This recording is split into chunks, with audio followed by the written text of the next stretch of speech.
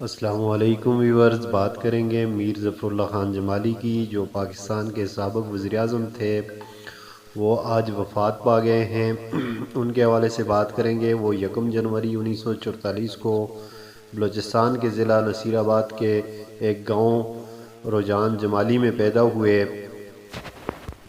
میر ظفر اللہ خان جمالی صوبہ بلوچستان کی طرف سے اب تک پاکستان کے واحد وزیر اعظم تھے۔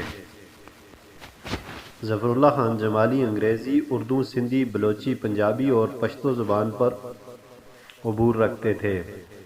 میر ظفر اللہ خان جمالی کی پہچان ایک سنجیدہ اور منجے ہوئے سیاستدان کی تھی۔ وہ روایات کے پابند تھے، جن میں دوستی اور تعلقات نبھانا اور دوسروں کو ساتھ لے کر چلنا شامل تھا۔ میر ظفر اللہ خان جمالی کے تایا جعفر خان جمالی قائد اعظم کے قریبی ساتھی تھے۔ ذوالفقار علی بھٹو میر جعفر خان جمالی کو اپنا سیاسی مرشد مانا کرتے تھے۔ 17 اپریل 1967 کو جعفر خان جمالی کی وفات کے موقع پر جب ذوالفقار علی بھٹو روجان جمالی گئے تو ظفر اللہ جمالی کے والد شاہ نواز جمالی سے انہوں نے کہا کہ اس گھرانے سے سیاست کے لیے مجھے ایک فرد دے دیجیے، جس کے جواب میں شاہ نواز جمالی نے ظفر اللہ جمالی کا ہاتھ ذوالفقار علی بھٹو کے ہاتھ میں دیا تھا۔ یہیں سے ظفر اللہ خان جمالی کی باقاعدہ عملی سیاست کا سلسلہ شروع ہوا۔ 1970 کے انتخابات میں قومی اسمبلی کے امیدوار کھڑے ہوئے لیکن کامیاب نہ ہو سکے۔ 1977 میں بلا مقابلہ صوبائی اسمبلی کے رکن منتخب ہوئے اور صوبائی وزیر خوراک اور اطلاعات مقرر کیے گئے۔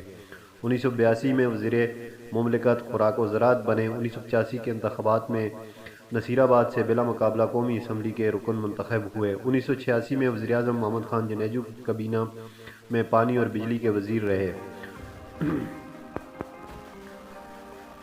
1999 میں جب نواز شریف کی جلا وطنی کے بعد مسلم لیگ دو حصوں میں تقسیم ہوئی تو میر ظفر اللہ خان جمالی مسلم لیگ کاف کے جنرل سیکرٹری بنے۔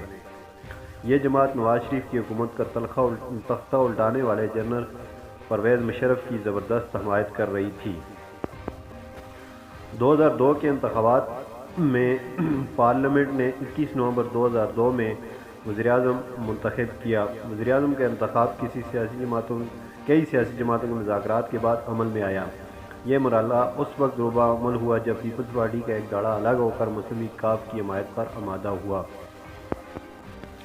وزیر اعظم جب بنے تو انہوں نے استعفیٰ دیا۔ ان کے استعفے کی وجہ واضح طور پر بیان تو نہیں کی گئی، تاہم تجزیہ کاروں کا خیال ہے کہ یہ سب چودھری شجاعت حسین اور ظفر اللہ خان جمالی کے درمیانی اختلافات کا نتیجہ تھا، جو اس کے بعد ملک کے عبوری وزیر اعظم بنے تھے۔ میر ظفر اللہ خان جمالی سیاستدان ہونے کے علاوہ ایک اسپورٹس مین بھی تھے۔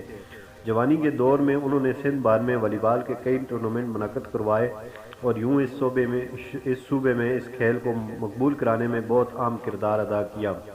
وہ خود والی بال کے اچھے کھلاڑی اور کرکٹ اور ہاکی کے شوقین تھے۔